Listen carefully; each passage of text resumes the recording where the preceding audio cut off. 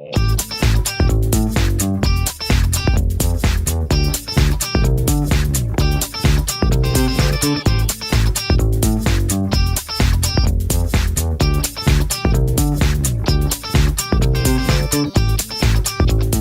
um prazer, é muito bom voltar a casa, é muito bom vir conversar com vocês, mesmo que distante, mesmo que não presencialmente, não com a distância do contato físico. Já vi alguns nomes aqui que eu conheço, é muito bom ver vocês por aqui. Só não é bom a gente ficar olhando para umas carinhas, há necessidade disso pela questão da conexão, mas ao mesmo tempo é algo estranho. Eu dou aula à distância e fico brincando com as alunas. Meu Deus do céu, a gente fica olhando para o mundo carinha e tem hora que dá uma agonia para a gente estar falando para quem. Mas são coisas do momento e da tecnologia. Bom, o que eu trouxe para conversar hoje com vocês? Eu vou tentar, eu falo demais, tá, gente? Quem foi meu aluno sabe, quem convive comigo sabe que eu falo muito. Então, eu vou tentar bater um papo com vocês e deixar um tempinho para responder algumas perguntas de vocês, tá? Então, deixa eu colocar meus slides para a gente começar a conversar, explicar um pouco de como que eu vou falar. Vou ver aqui a apresentação.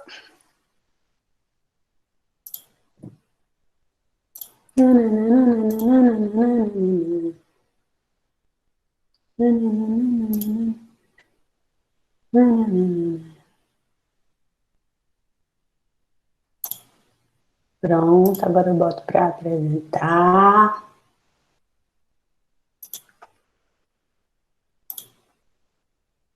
Ok. Tecnologia na educação da infância, possibilidades e desafios. Quando eu pensei esse tema, junto com a Thaisa, que foi com quem eu conversei para trazer, para discutir com vocês, eu pensei nesse tema na perspectiva de a gente conversar sobre a infância. E quando eu estou falando da infância, eu não falo só da educação infantil.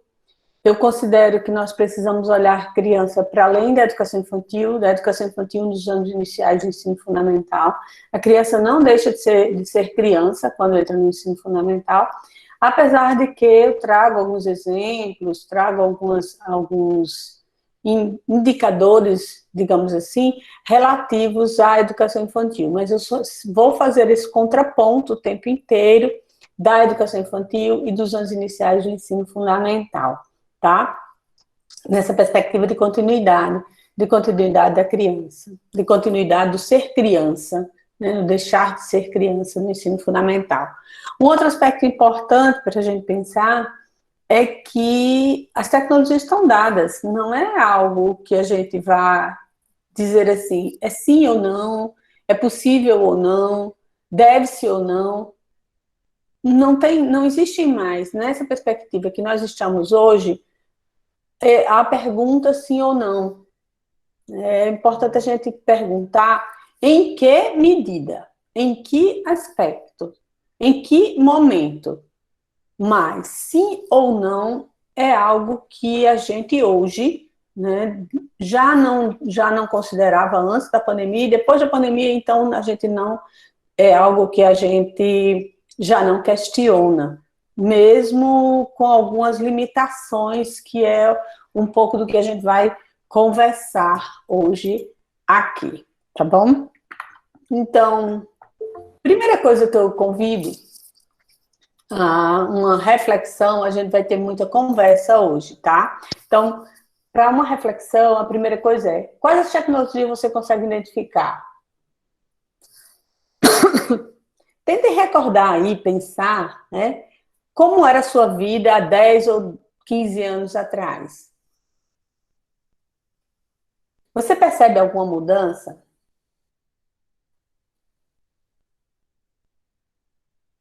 Então, essas primeiras reflexões, elas servem para a gente pensar em que lugar eu estou hoje e em que lugar eu estava enquanto ser humano, nem enquanto professora, mas enquanto ser humano, enquanto pessoa, mesmo há 15 anos.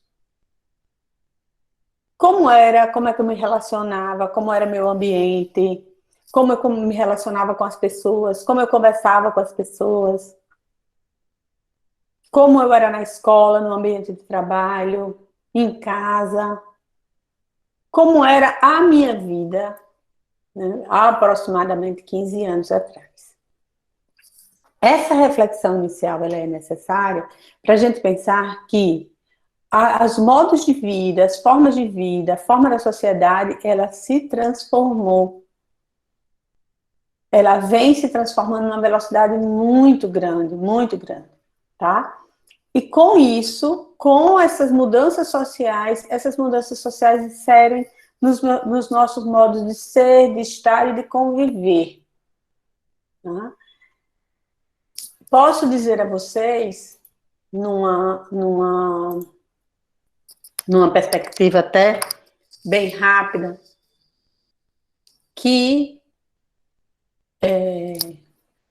as minhas pesquisas em relação ao uso da tecnologia, a como usar a tecnologia, elas tiveram início exatamente há aproximadamente 12 anos, aproximadamente 12 anos. Meus estudos sempre versaram sobre alfabetização e educação de crianças pequenas, tanto da educação infantil como dos iniciais, e com o uso das tecnologias já tiveram início na minha entrada na universidade. Por que eu estou trazendo esses elementos?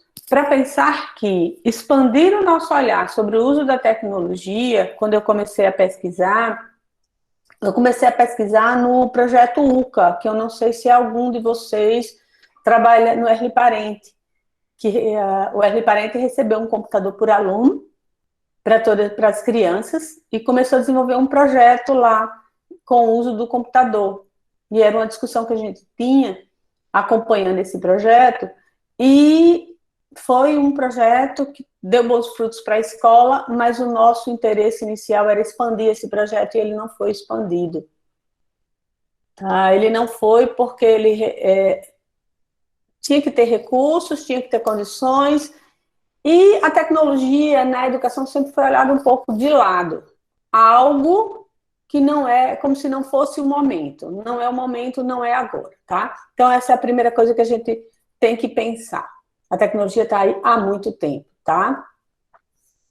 Então, as nossas atividades cotidianas, elas se transformam e elas são possíveis pelas tecnologias, pelo acesso às tecnologias, tá? Elas estão presentes em nossas vidas e são tão naturais que a gente quase não percebe.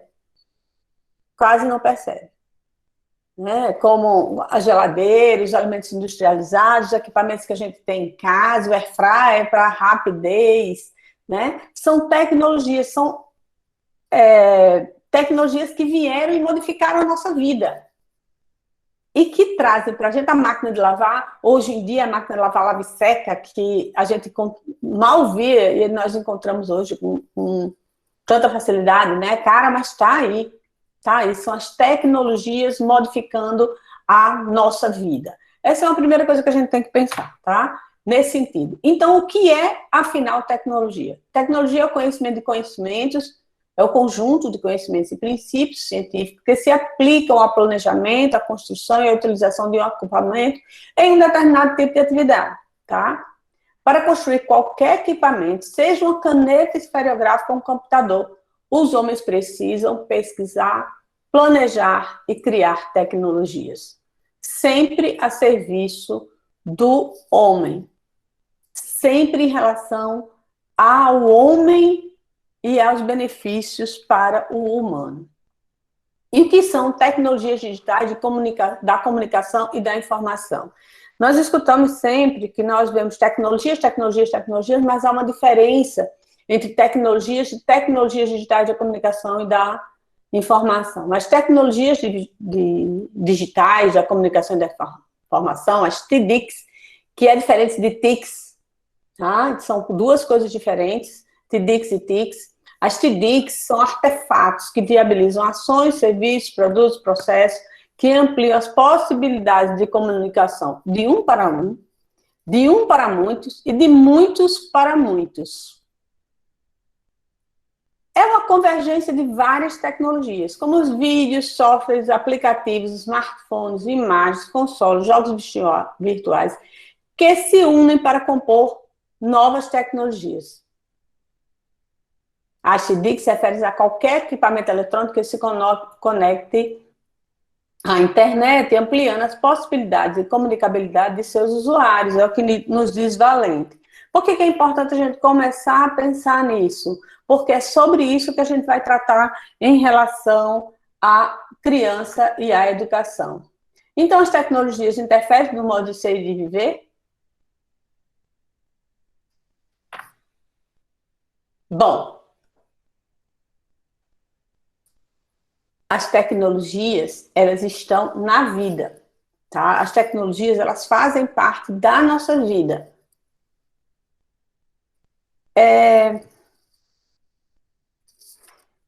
Eu posso dizer que até que é estranho hoje a gente dizer ou colocar fora da nossa vida as tecnologias.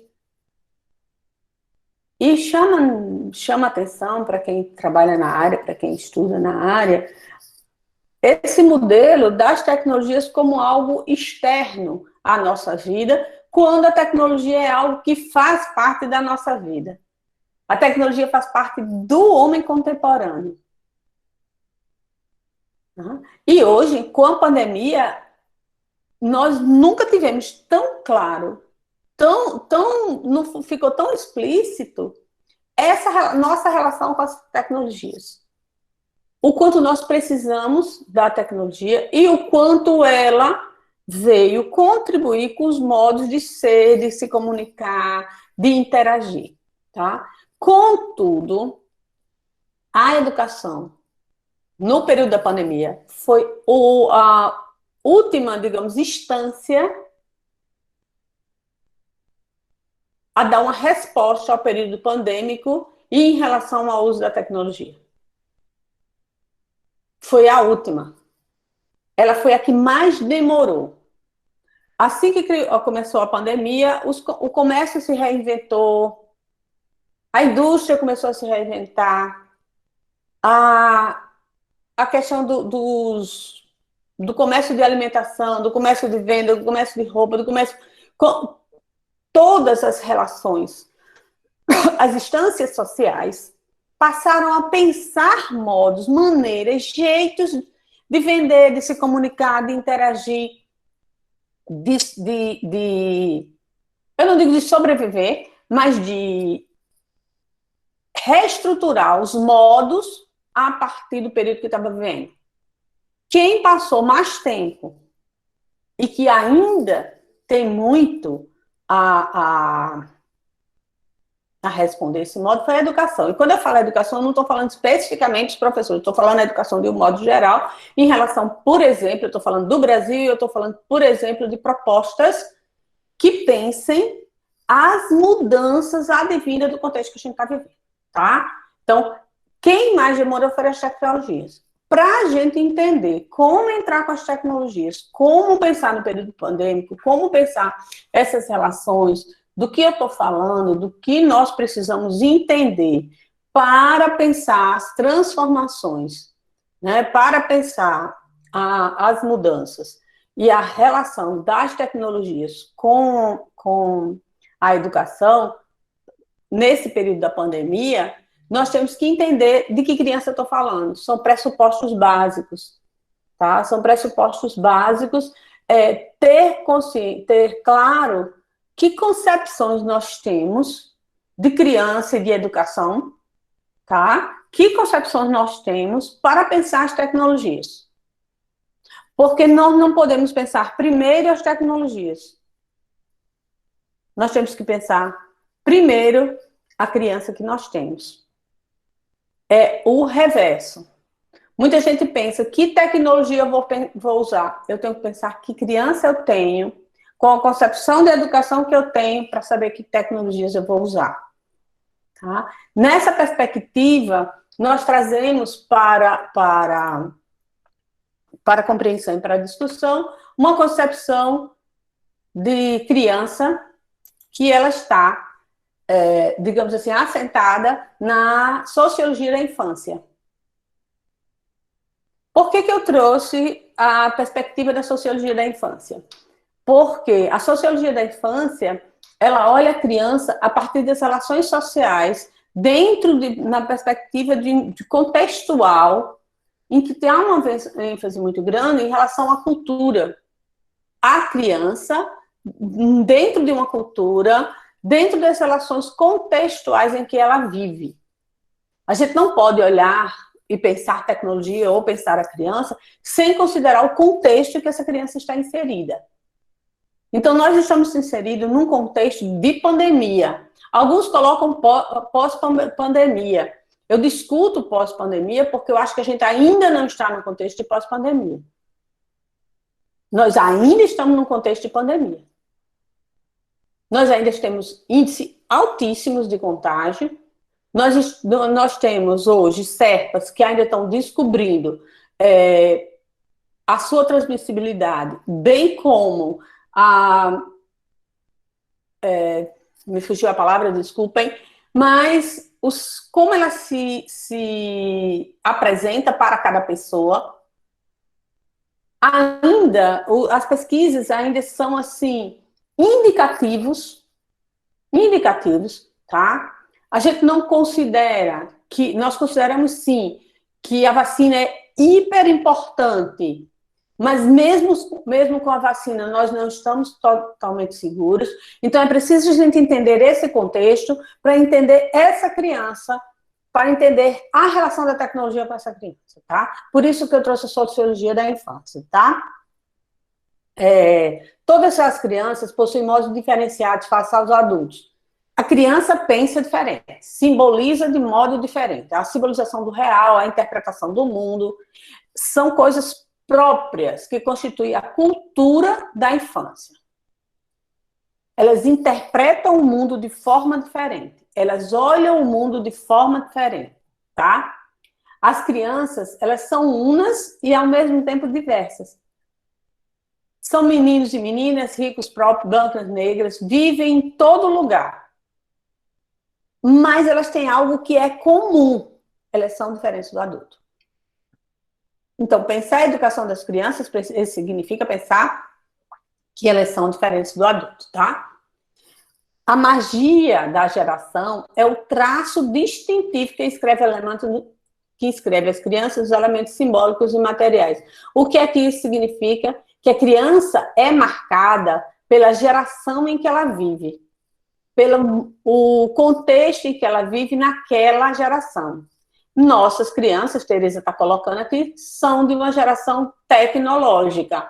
Por isso que eu trouxe a sociologia da infância, para a gente pensar que não cabe mais ficar é possível, não é possível, faz mal à saúde, faz mal à criança, não tem condições. Essa pergunta, ela não cabe, porque a criança é de uma geração tecnológica.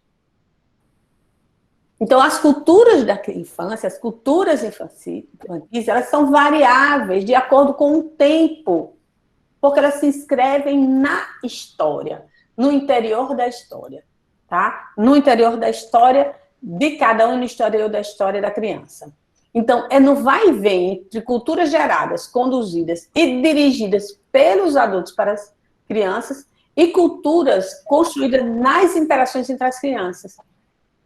Porque não é só do adulto para a criança, mas entre crianças e crianças, que se constituem as culturas da infância, que a gente pode ver marcada a criança hoje, né? Eu estava lembrando, eu assumo uma disciplina na universidade, e a gente fala na história da criança e da infância, e é fantástico a gente ver, através, por exemplo, das fotografias, as mudanças de gerações nas fotografias de crianças. E quanto isso muda, enquanto as gerações marcam essa criança e marcam as mudanças e as culturas da infância, tá? Então, essa cultura, relacionada à cultura escolar também, ela vive um processo de reconfiguração da relação entre individualização e socialização. A criança, ela é um indivíduo e ela precisa viver em sociedade, mas ela precisa ser respeitada também na sua individualidade. Tá? Ela precisa viver também momentos de fazer coisas sozinhas e fazer coisas com os outros.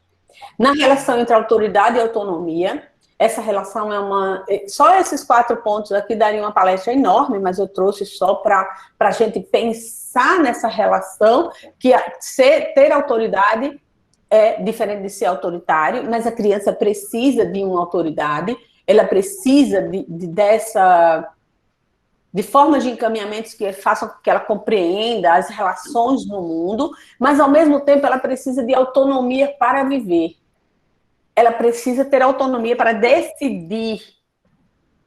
Eu gosto de brincar, e às vezes, quando eu estou com os professores, eu pergunto assim, qual o momento que a criança decide o que ela quer fazer em relação a alguma atividade dentro da sala de aula?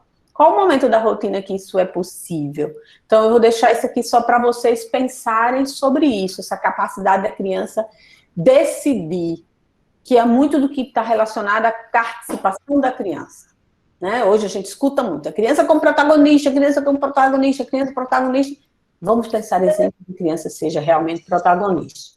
A relação entre competência e aprendizagem. Essa relação entre competência e aprendizagem é uma relação que precisa ser muito pensada pela escola, porque a criança de hoje, ela não é a criança... quando eu disse, pense em 10 anos atrás, pense em a criança de 10, de 20 anos atrás. São outras relações, são outras formas, são outras habilidades. A gente costuma brincar que daqui a pouco a criança nasce quase falando, porque antigamente a criança nascia com os olhos fechados, por exemplo. Hoje a criança já, quando a gente vê, já está lá tirando foto, a criança já está olhando. Então, é uma outra forma de ser e fazer-se nesse mundo. E na relação entre cultura escolar e culturas infantis juvenis, não há uma separação entre cultura escola e cultura infantis juvenis. As culturas das crianças, as culturas dos jovens, o modo de vida na sociedade interferem diretamente na vida escolar, apesar de que a escola cria um muro em relação a isso. Então, pensar essas tensões, pensar essas relações, eu trouxe um exemplo para a gente conseguir olhar tudo isso. Claro, e evidentemente que eu estou fazendo um preâmbulo de muito do que vocês já discutem, já conhecem. Tá? E esse preâmbulo relacionado principalmente à tecnologia. Em que sentido?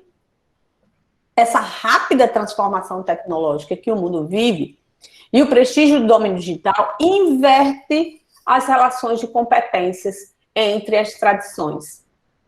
É comum a gente ver hoje uma criança mais competente em relação à tecnologia do que o adulto. Portanto, a inserção das competências infantis na aprendizagem é uma necessidade e um desafio pedagógico. É comum. Uma das primeiras pesquisas que eu realizei em relação ao uso do computador pelos professores, e ouvindo as crianças, era o momento que elas mais gostavam na escola. A gente perguntou a ela qual era o momento que elas mais gostavam quando elas usavam, quando jogavam no computador, quando escreviam no computador. E aí, quando nós fomos entrevistar as professoras, elas disseram, nunca esqueci, uma professora colocou, eu não tenho competência, porque nem eu sei usar. Agora, isso faz alguns anos, né? Faz aproximadamente, acho que uns 9 anos. Então, eu nem sei usar. Então, como é que eu vou trabalhar? Só se eu tiver alguém que venha trabalhar. Para ver que essas questões de atenção entre conhecimento e competência se invertem. O medo que a gente tem do uso, o medo que a gente tem das tecnologias, ou dos jogos digitais, ou de outros artefatos, ele precisa ser ressignificado quando a gente chega no ambiente escolar, tá? E como fica a criança nesse mundo tecnológico, tá? Como é que fica as crianças nesse mundo tecnologizado? Como é que fica, de que forma fica? Como é que a gente pode pensar isso? Primeiro, nós temos hoje, quando a gente pensa na concepção de criança e infância, e é preciso a gente ampliar os horizontes, inclusive para as nossas leituras, e pensar essa criança enquanto uma criança que ela vive num contexto diferente das crianças de antigamente, que Dornelles chama de cyberinfância, porque elas nasceram nesse mundo. Para ela é comum tudo que existe. Se a gente falar para uma criança, por exemplo, de máquina de datilografia, ela não vai conhecer, porque ela conhece o computador. E é preciso considerar, nesse processo, e aqui eu não estou desconsiderando de jeito nenhum, ao acesso desigual. Esse acesso é um desafio. Mas a sociedade, ela está dada. Tá? Uma infância que é globalizada, que é produzida nos espaços informatizados da multimídia e das novas tecnologias. É a chamada infância online. São crianças conectadas aos computadores, à internet, aos games, ao mouse, ao self-service, ao controle remoto, aos joysticks, ao zapping. De alguma forma, com maior acesso, com menor acesso, essa criança está conectada. Ela vive nesse mundo conectado. Ela vive nesse mundo em que as tecnologias elas estão rodeando a criança. Portanto, não é qualquer espaço. É um espaço rodeado de tecnologias. E olha que Dornelles falou isso em 2005, imaginem hoje. Paraprensky são os nativos digitais. As crianças que nasceram com a evolução da web e da tecnologia. De forma que a tecnologia é algo natural, é algo do cotidiano da criança. É algo que está ali. Uma ferramenta para estudo, para a vida diária, de comunicação, de vida, tá? Portanto, essa criança, ela vive o mundo, interpreta o mundo de uma forma bem particular e diferente. Basta a gente pensar que as cartas, antigamente, quantos dias passavam para chegar. E uma notícia que acontece aqui agora, se sabe do outro lado do mundo. Isso muda a forma de pensar. É importante a gente entender isso. E, numa perspectiva mais recente, é o Homo sapiens. Uma geração que está atuando em uma cultura cibernética global, baseada na multimídia. Uma nova geração. E essa nova geração traz um comportamento diferente, que é o comportamento que a gente tem na escola hoje, que nos apresenta tanto conflito, que é uma criança mais ativa, direta, impaciente, incontrolável e indisciplinada. Ninguém nunca para pensar que essas características que estão na escola têm uma relação com a cultura cibernética que nós vivemos. É a geração do VaptVult. Tá? E 3 aparelhos contribuíram e contribuem para essas mudanças. O controle remoto, com a capacidade de assistir e mudar a todo minuto os canais de televisão. O mouse, em que eu navego por várias páginas na internet com apenas um clique. O celular, com a possibilidade de se comunicar direta. Há pesquisas que mostram, inclusive, né, a utilização do WhatsApp, em que qualquer pessoa usa, porque hoje a gente manda mensagem de voz. E é muito rápido. Provavelmente vocês já receberam mensagem, com 10 minutos depois a pessoa faz, e aí, não vai responder não? Fulana, cadê você? Como se a gente tivesse que estar conectados 24 horas ao dia. Essas mudanças nas relações, elas interferem, gente, no modo de ser das crianças que estão na escola. Então, nós perdemos, nesse processo, a perda de centralidade da televisão. Porque a televisão, por exemplo, ela passou a ser um ponto de acesso midiático. A televisão a gente pode usar para jogar. Nós temos os filmes, que é a TV por assinatura. A transformação, por exemplo, que a gente escuta muito hoje, que as TVs estão caindo muito em relação à audiência. A audiência, ela está sendo dividida com vários outros meios tecnológicos.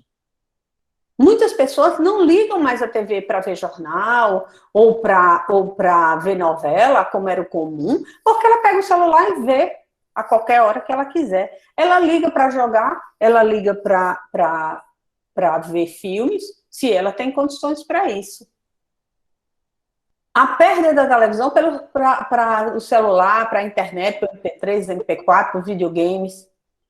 Sentados diante da TV, quem não já se pegou escutando música ou lendo mensagens no celular?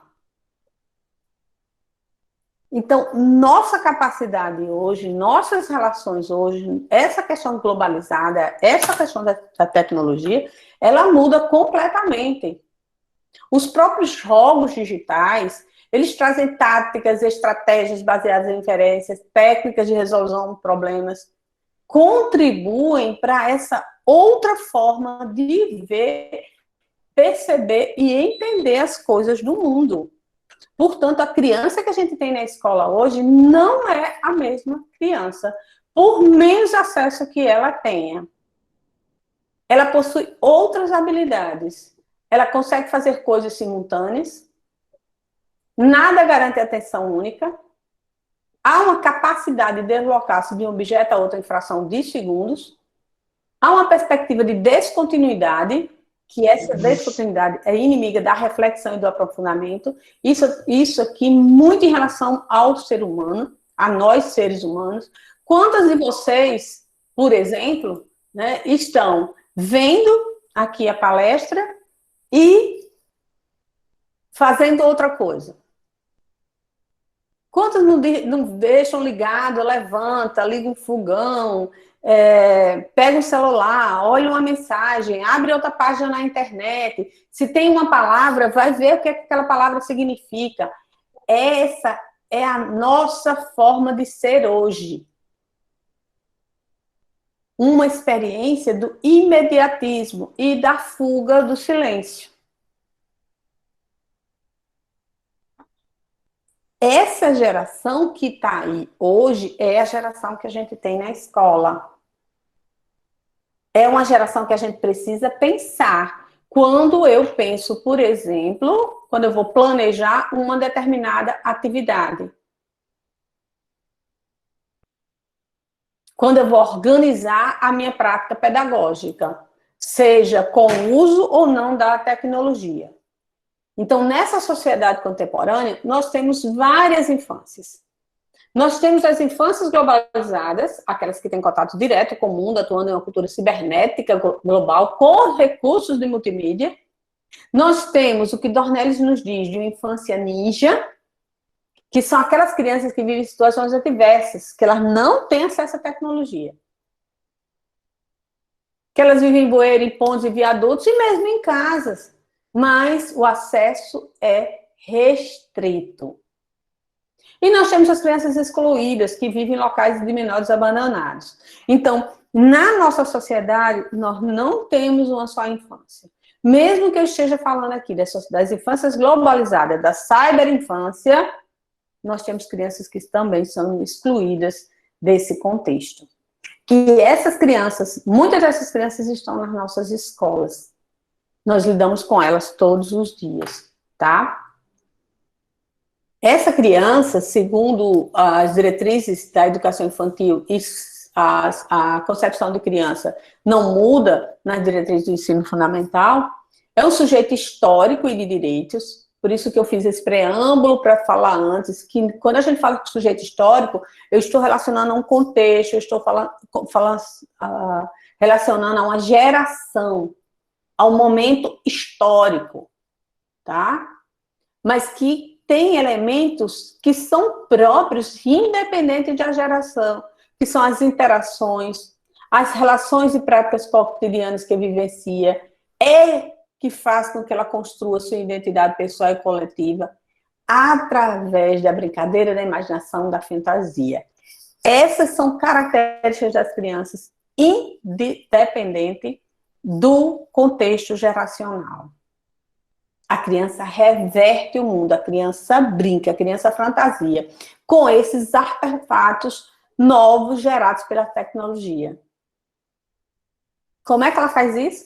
Observando, experimentando, falando, questionando. É dessa forma, é nessa relação com a natureza que ela produz cultura, tá?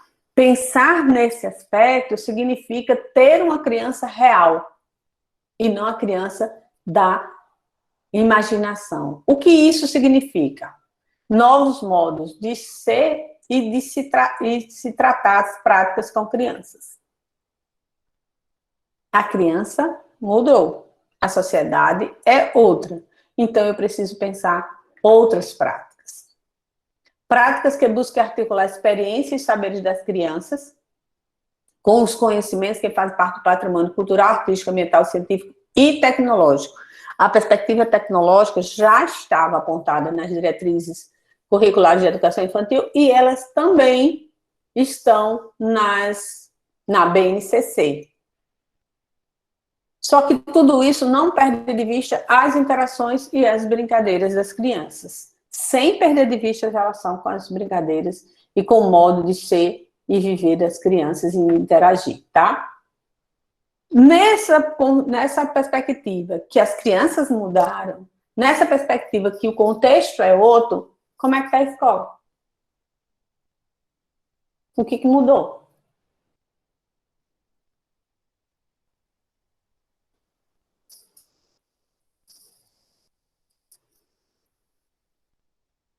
Deixei o silênciozinho só para a gente pensar. Porque quando a gente fala na sociedade, na cultura, na criança, quando a gente olha para a escola, as práticas e as atividades escolares continuam as mesmas.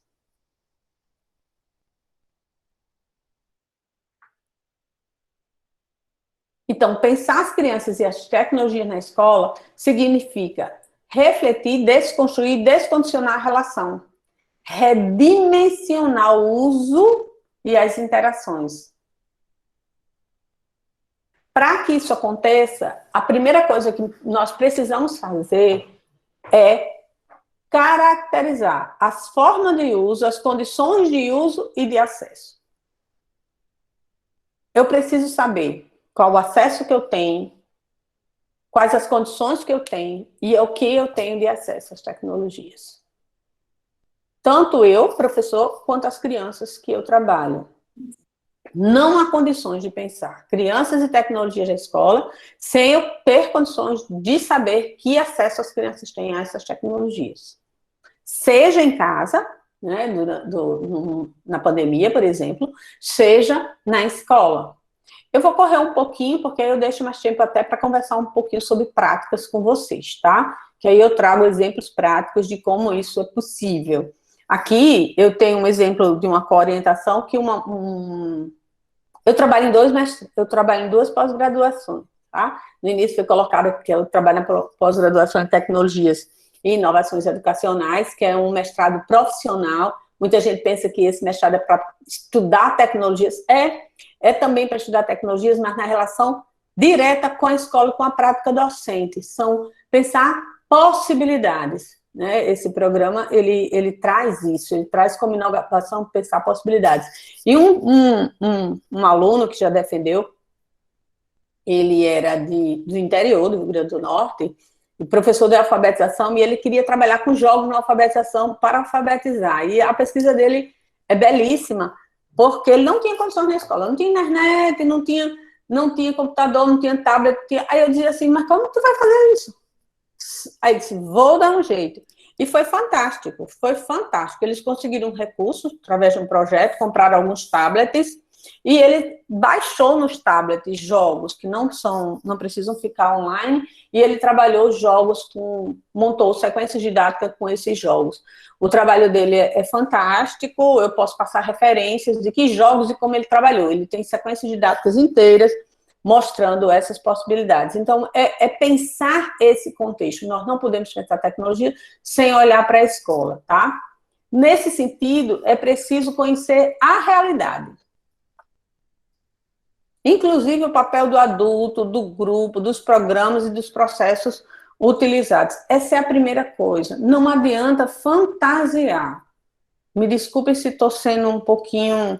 Mas eu sou assim, sou sincera, tá? Então, tem que usar. Eu faço pesquisas nessa área, não no sentido de dizer que é o fantástico. Eu faço pesquisa no sentido de dizer, é a realidade. Temos que encontrar caminhos para aproximar a escola da sociedade. E esse é um caminho. Agora, como fazer, a gente vai buscar, tá? A gente vai pensar sobre isso, tá? É preciso, nesse contexto, não perder de vista o que colocou desde o ano passado o parecer do Conselho Nacional de Educação, que é a necessidade da aproximação com as famílias e que as crianças aprendem e se desenvolvem brincando. Então, 2 elementos importantes. A relação com as famílias, como está sendo nesse momento da pandemia, e aí eu vou fazer um recorte para pensar exatamente nesse momento que a gente está vivendo, a relação com as famílias, ela é primordial. Ela é fundamental para se pensar a prática na educação infantil. Não há uma proposta pedagógica, seja ela remota, síncrona, presencial, nesse momento, que prescinda das famílias. Seja na educação infantil, seja no ensino fundamental. As famílias, nesse momento, elas são parceiras efetivas do trabalho a ser desenvolvido. Agora, tendo claro que elas não são professores. Os pais não podem assumir o papel da escola. Elas podem contribuir.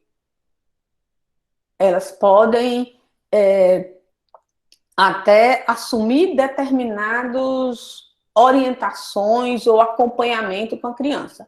Mas elas não podem substituir o papel de educador da instituição escolar, tá? Então, isso é fundamental, ter claro qual é o papel de cada um. Por que eu estou chamando a atenção a isso? Porque eu escutei muito assim, mas eu passei uma atividade e a mãe não conseguiu ensinar, não conseguiu...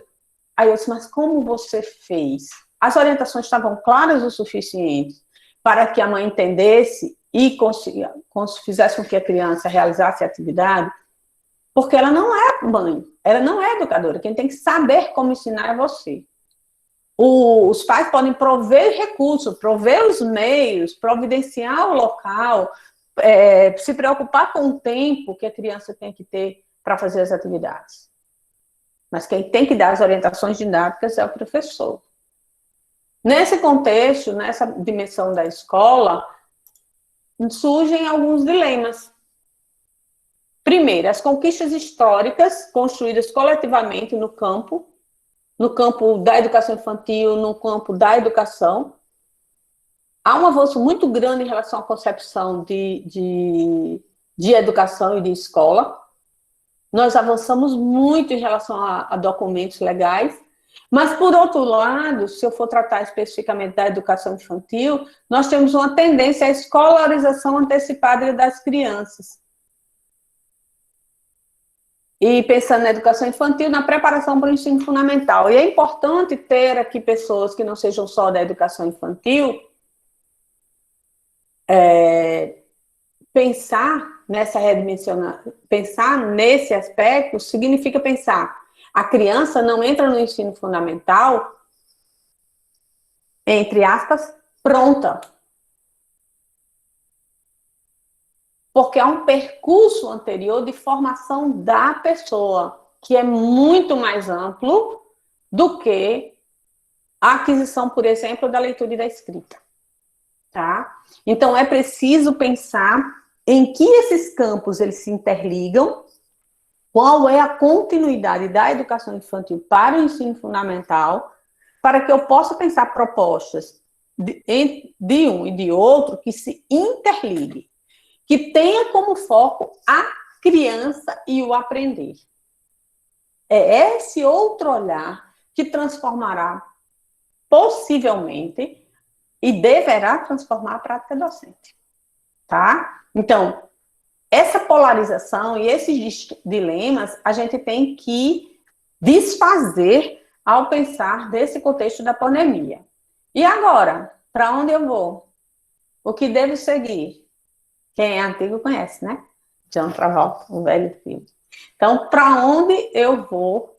O que fazer? É fácil, né, apontar? Não, gente, nem é fácil apontar, nem é fácil fazer. Mas desde quando a gente que vive na educação sabe que é fácil? Nós derrubamos barreiras constantemente. Constantemente, tá? Então, Tonucci, né, acho que muitos de vocês conhecem, eu particularmente gosto muito, ele trabalha com imagens, com caricaturas, ele tem uns livros bem interessantes, e ele faz, há mais de 20 anos, críticas à escola e à forma tradicional da escola trabalhar. Essa forma tradicional, essas críticas, tem umas alunas minhas que quando vão para o campo dizem, mas professora, me diga uma coisa, esses professores fizeram pedagogia e não entenderam, acontece algo quando a gente chega na escola que cerca e que fecha e que faz com que a gente reproduza a escola da Idade Média. E a pandemia veio para nos dar na cara assim, dizer, não dá mais para isso acontecer, essa escola precisa se transformar, o caminho não é esse, tá? Então, ele faz uma crítica dizendo que a missão da escola não é ensinar coisas.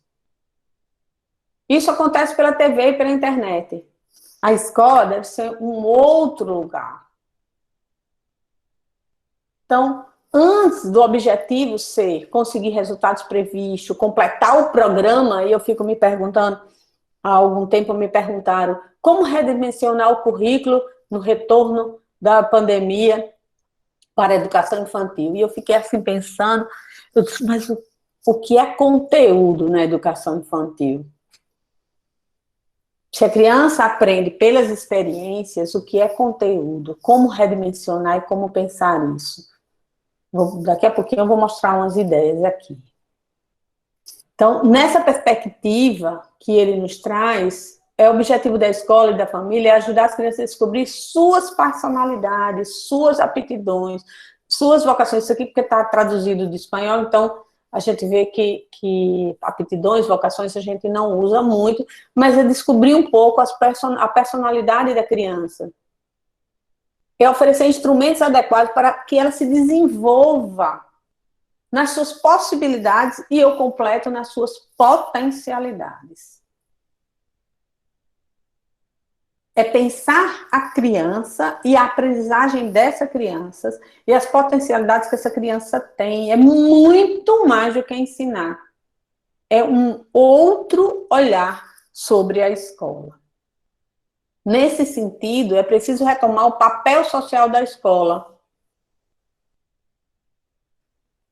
Primeiro, lembrando que as nossas principais experiências formativas se dão no início da nossa vida, nos primeiros anos de vida, e através de brincar. Possibilitar a criança brincar, possibilita a criança vivenciar uma investigação científica. Porque o brincar possibilita descobertas, buscas, criação. Um outro aspecto que a escola precisa é trazer para seu interior uma mudança de paradigma, uma escuta à criança, ouvir a criança. Recentemente, teve uma professora da rede municipal que fez uma pesquisa belíssima, eu me apaixonei pelo trabalho dela, em que ela escutou crianças de uma escola que as crianças estavam saindo era o último ano, né, na escola. E eu fiquei encantada, não eram crianças pequenas, mas crianças do quinto ano. Elas colocaram coisas que a professora já foi diretora da escola, já estava há muito mais de 10 anos na escola, e nunca tinha parado para ouvir as crianças. Ela pensava que ouvia, mas a partir do momento que ela sentou e conversou, ela descobriu coisas fantásticas, reivindicações das crianças, do que elas consideravam que como deveria ser. E nessa pesquisa, ela pediu para as crianças fotografarem o ambiente que elas mais gostavam na escola. Elas fotografaram vários ambientes. Particularmente me chamou a atenção. A escola tem uma rampa e tem um cantinho, e uma das crianças fotografou esse cantinho. E ela sempre perguntava por que dessa fotografia, né? Aí a criança disse, porque ali eu me sento com a colega para desabafar. Uma criança de 9 anos. Desabafar. Aí ela disse, desabafar, ela disse, porque tem muitos problemas em casa. Aí eu não posso conversar em casa porque meus pais escutam e eles não iriam entender. Então ali eu sento e desabafo com minha amiga. Eu me emocionei em ouvir isso para dizer, nossa, quando é que a gente para ouvir as crianças, o que é que elas querem? E nessas fotografias, nenhuma tinha fotografia da sala de aula.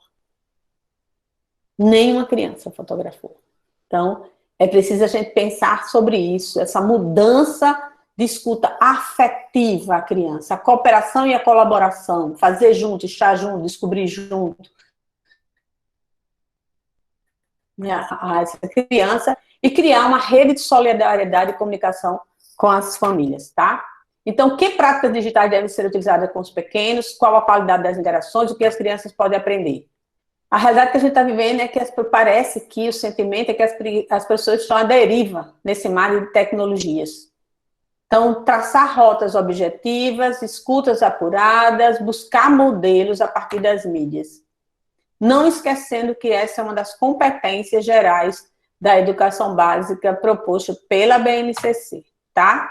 Então, que ideias, que práticas são essas? Tá? Que exemplos, por exemplo, nossa senhora, que eu trago aqui? Só alguns registros, tá? Tem outros, tem uma lista e um material, mas fiz alguns recortes. A criação de blog da turma, muitos já têm, mas é importante pensar a participação da criança. O que muda é isso. É o sentido desse blog, é a participação da criança, é a escuta da criança. Por isso que eu fiz esse preâmbulo todinho. É olhar de outra forma. Tá? Então, para postar fotos e atividade das pesquisas, a criação de listas do que as crianças queriam pesquisar, ouvir as crianças, a partir da internet, conhecer novos lugares. Nós temos visitas a museus virtuais fantásticos que podem acontecer a partir da internet. Podemos descobrir o registro de fases de desenvolvimento da vida dos animais, por exemplo. A criação do livro da vida, tá? Que esse livro da vida pode ser no computador, digitando as informações do livro, que é justamente sobre a vida de cada um, das ilustrações. Esses exemplos que eu estou trazendo foram exemplos que aconteceram, tá? A partir do software Paint.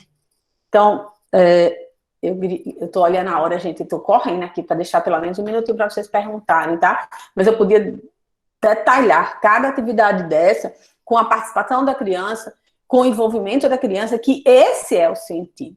Esse é o sentido do trabalho com a tecnologia. Não é a tecnologia em si, é o lugar da experiência das crianças, tá? Trabalhar encenações, mas como? Gravar a voz. As crianças descobrirem, gente, as crianças descobriram de quem é aquela voz, adivinha, fotografias, entrevistas, jogos, cantar, trabalhar gestos e performance na produção de efeitos visuais com auxílio de tablets e laptops. Tá? Então, as múltiplas linguagens, ter a tecnologia como uma das linguagens. Trabalha a questão, aí eu vou pensar, por exemplo, num momento remoto ou assíncrono.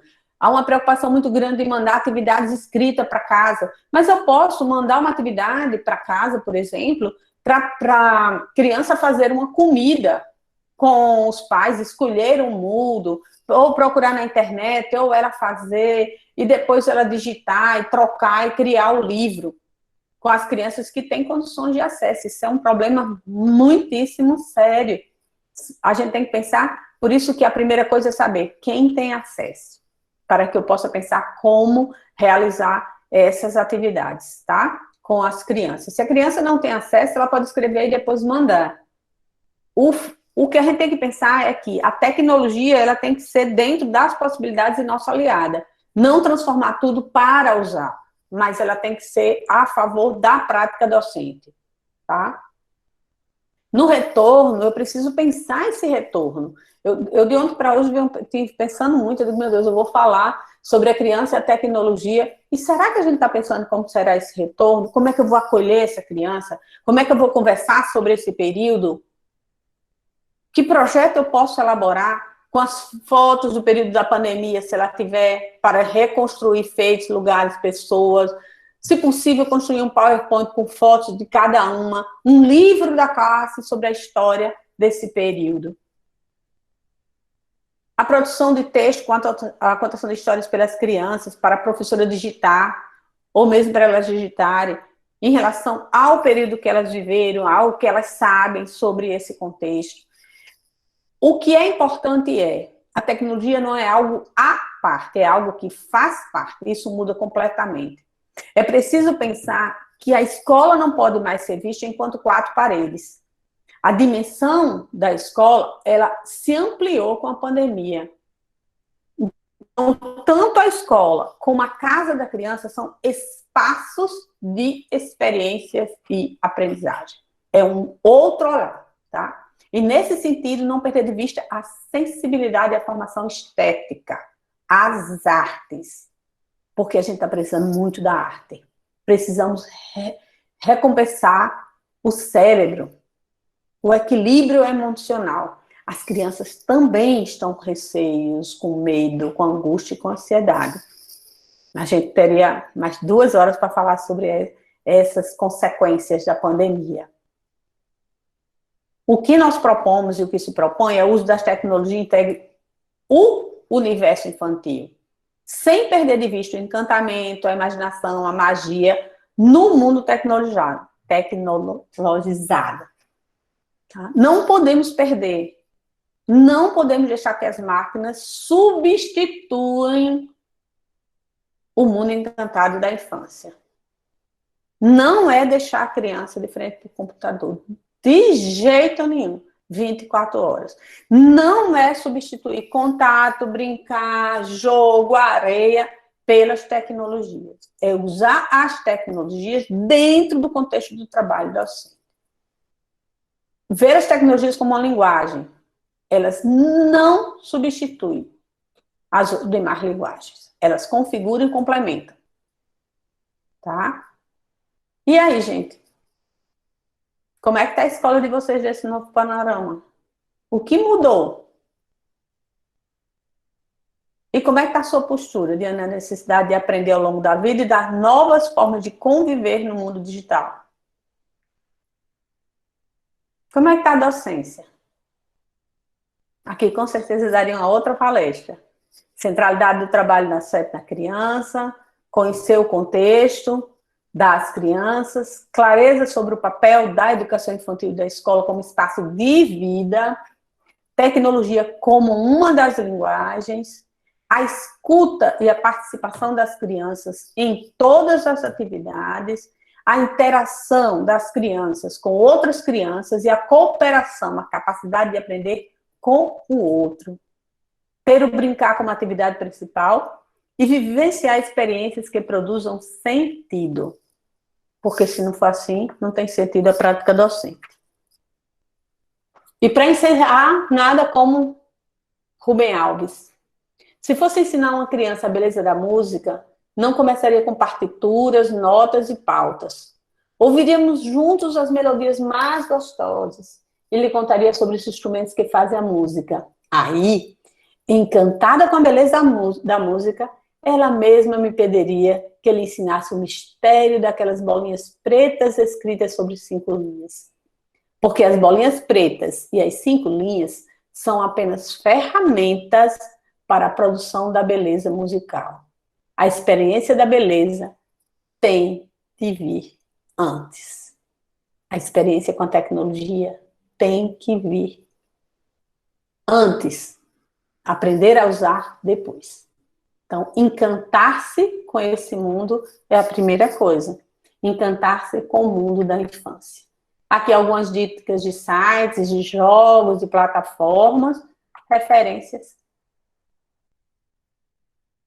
Peço desculpas, porque eu tentei cortar, mas a gente corre, para fazer uma reflexão que não dá para pensar tecnologia sem pensar antes a criança que temos e a escola que temos. Então, antes de conceitos, antes de qualquer coisa, é o que mudar. Obrigada. Não consegui acompanhar, mas eu vi que tinha um monte de perguntas aqui. Tem sim. Obrigada, professora. Excelente reflexão. Acho que faz a gente, enquanto professora, refletir muito sobre como a gente tem lidado, né, com essas questões com os nossos alunos. Tem algumas questões que o pessoal colocou no chat, e aí eu vou pedir que as pessoas se dirijam ao chat para fazer questionamentos. Eu vou fazer alguns que já foram feitos durante a fala, tá certo? E aí eu peço que os microfones fiquem desligados. E eu vou fazer um bloco de questões, e aí, né, você retoma e eu faço as outras questões que apareceram, tá certo? Deixa eu buscar aqui. Vamos lá. Eduardo, né, Eduardo Santos, né, fez o questionamento quais seriam os impactos dos baixos níveis de atividade física, né, se falando dessa questão das sociedades tecnológicas, e aí eu, como professora da educação física, também coloquei esse questionamento dele aqui, né, sobre essa questão do impacto, né, dos baixos níveis de atividade física nessa sociedade tecnológica, né, que a gente tem, principalmente na infância. E aí, Tereza Luiza pediu uma indicação de livro, né, com relação às questões sobre as infâncias, que você botou sobre as crianças globalizadas, as crianças ninjas, né, e as crianças excluídas. Ela pediu se teria alguma referência de livro. Né, e Tereza falou dessa importância da escuta, né, ela dizendo que a gente precisa fazer essa escuta tecnológica da criança. Né, e aí acho que foi um ponto que você falou muito na sua fala sobre a importância da escuta. Da escuta da criança, e ela toca no ponto dessa escuta tecnológica também, né? E aí eu vou deixar você falar, e depois a gente retoma com outras.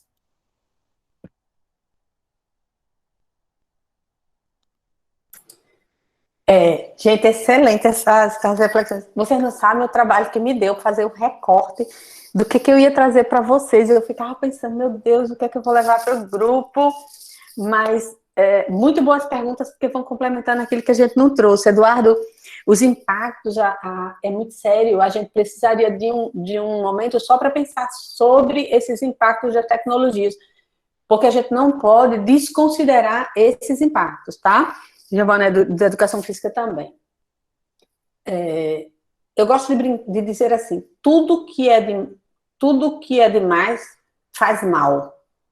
Né? Tudo que é muito não é bom para ninguém. Então, os impactos eles estão sendo sentidos em vários países do mundo. Se vocês tiverem interesse, eu vou colocar meu e-mail aqui e posso passar para vocês algumas pesquisas que existem, né, em relação aos impactos que são sérios.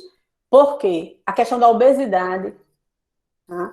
No uso exacerbado da tecnologia, a criança precisa de movimento. E quando eu falo criança, é da criança da educação infantil, até eu acho que o ser humano precisa de movimento, mas eu estou falando da criança que se desenvolve pelo corpo, né? A criança da educação infantil do ensino fundamental. Então, a obesidade, índice de depressão na adolescência, a diminuição nos processos de concentração, tá? A ansiedade, de concentração, concentração em relação às matérias escolares, em estudos muito sérios de distúrbios que estão acontecendo no Japão, na Coreia, com crianças, crianças entrando na adolescência em relação ao tempo de uso das tecnologias. Eu não sei se vocês conhecem, mas há uma recomendação do Ministério da Saúde em relação ao tempo de uso com as tecnologias, tá?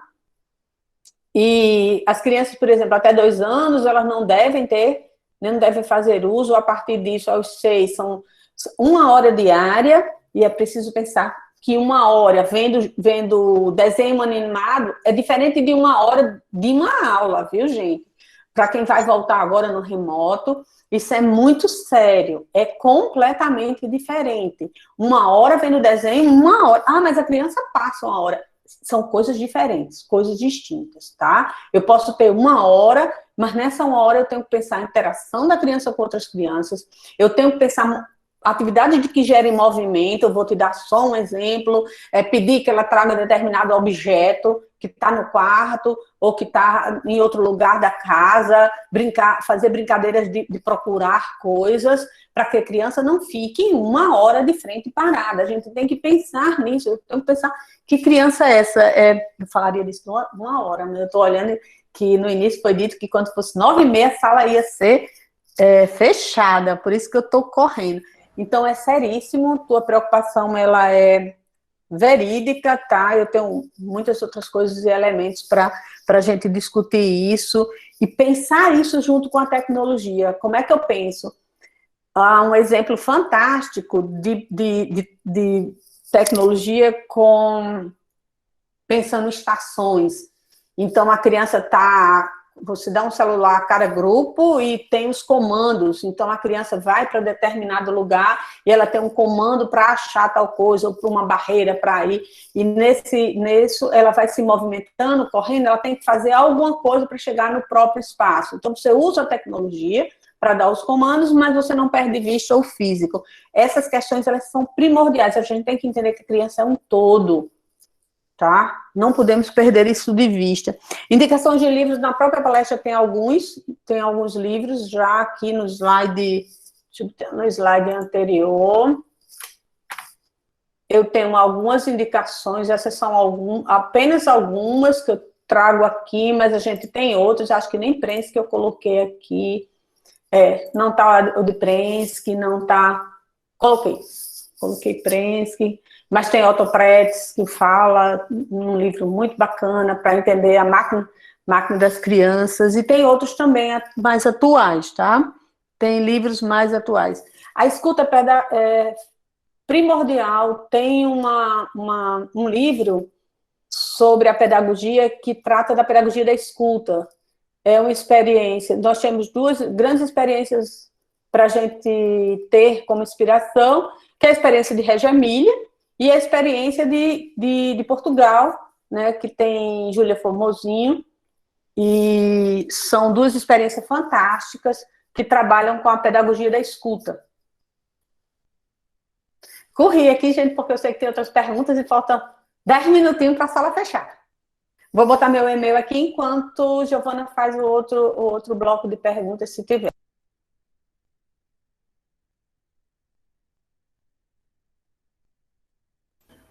Sim, o Eduardo Santos, ele faz uma pergunta assim, que ele faz assim: o uso efetivo das TICs na educação não passa por uma formação docente fundamentada em metodologias ativas? Ainda é muito comum se dê seu uso aliado a uma pedagogia tradicional. Deixa eu fazer só uma outra pergunta aqui, que é da Joelma, da professora Joelma. Ela pergunta se redimensionar, né, que a senhora trata, é incluir o uso da tecnologia no trabalho do professor e perceber a nova cultura infantil, né, se ela acha que o redimensionar passa por aí. E Ana Beatriz que coloca, né, que a escola também tem que se adequar a essa nova geração de crianças, né? É isso.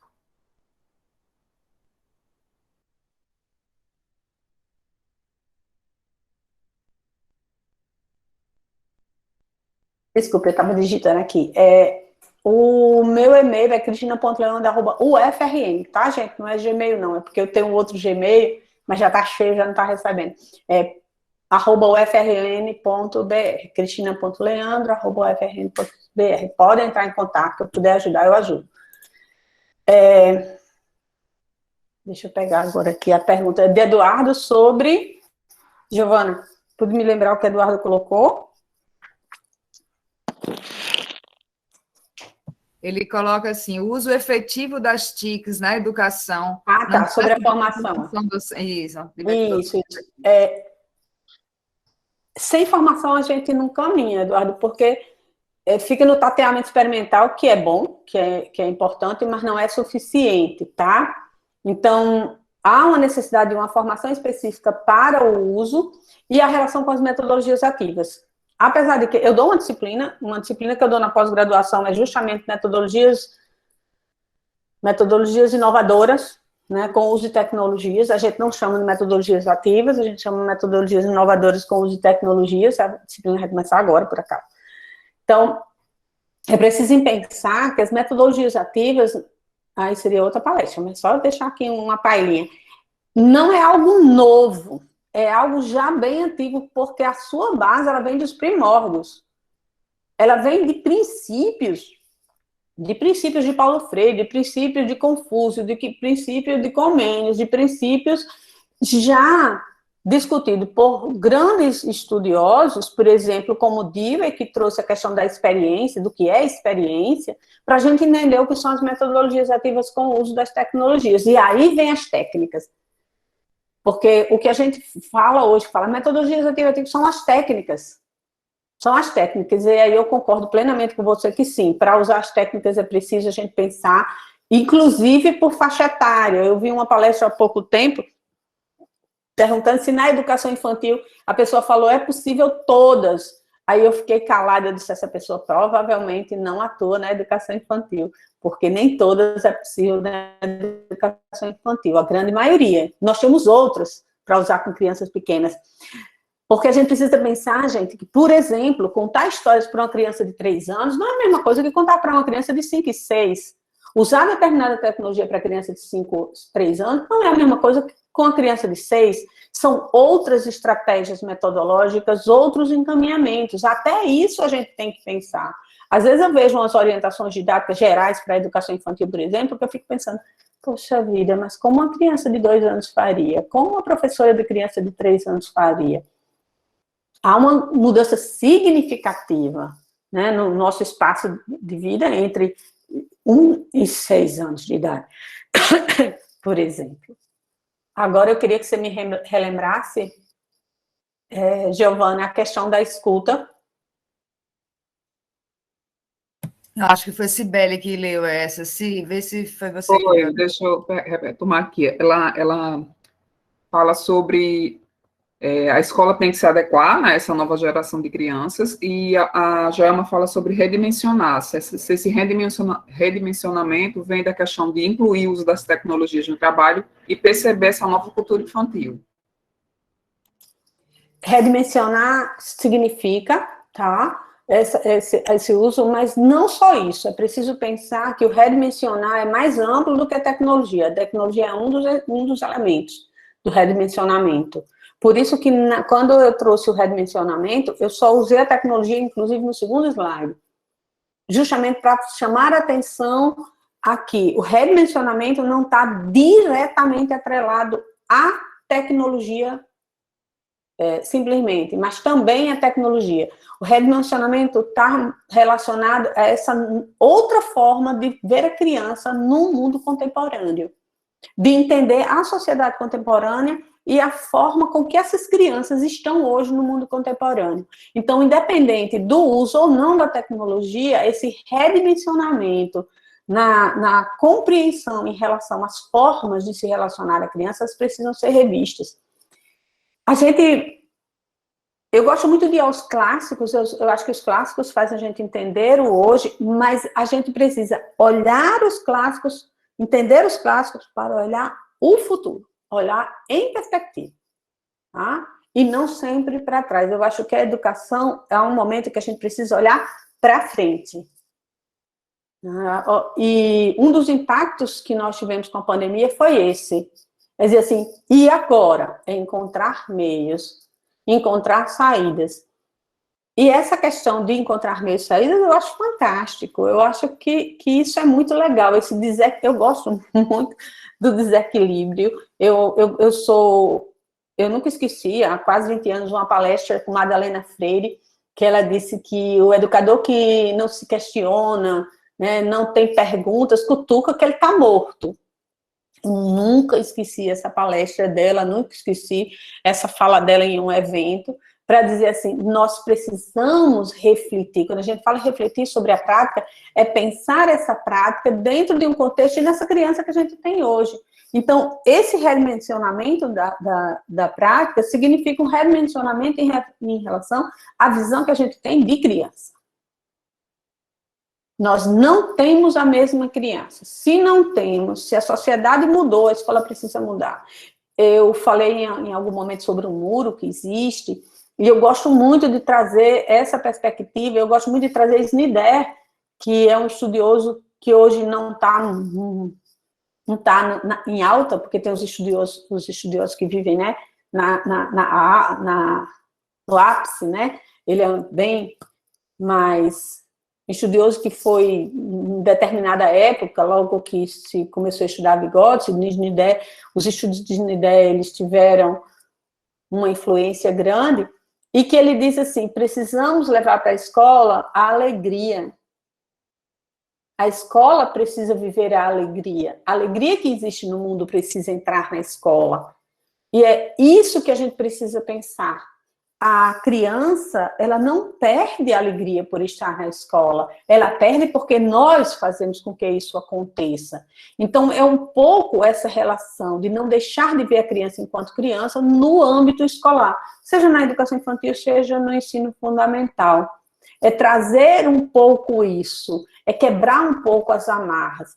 A pandemia veio para mostrar para a gente que esse muro que existia dentro da escola,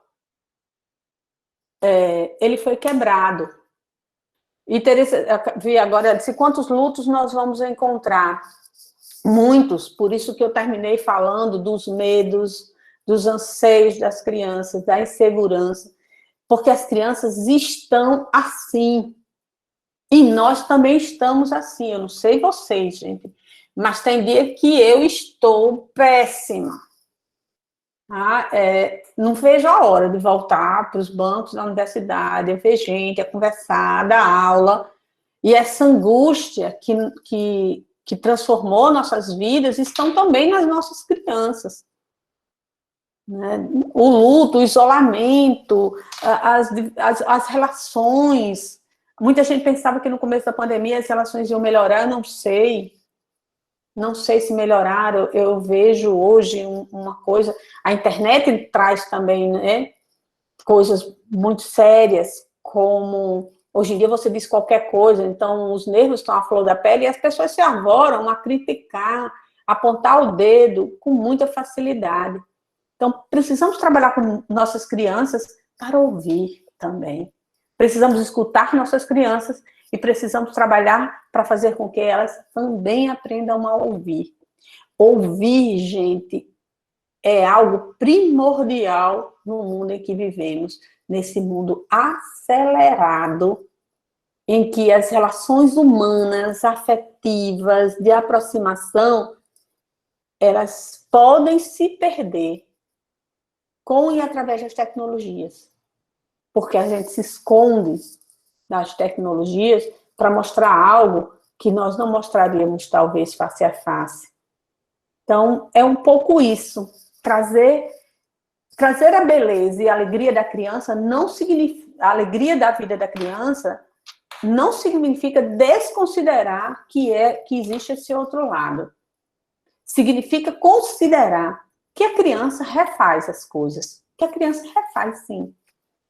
Quem é aqui que antigamente brincava nos quintais e quando a mãe botava de castigo, ficava fazendo coisas dentro do quarto, bonecos de sabugo, que não tinha brinquedos tecnológicos? Isso é tecnologia, fazia um sabugo, fazia uns bonecos, fazia umas coisas, fazia no quintal, vendia, comprava, subia em árvore. As crianças revertem, é isso que a gente precisa entender. Essa magia da criança, ela não se perdeu com a pandemia. Acho que é um pouco isso. Gente, deu exatamente a hora. Agradecer, professora, muitíssimo. Tiveram, acho que, várias pessoas que estão na sala foram alunos, né, foram seus alunos, e aí parabenizaram demais, assim, sua fala no chat.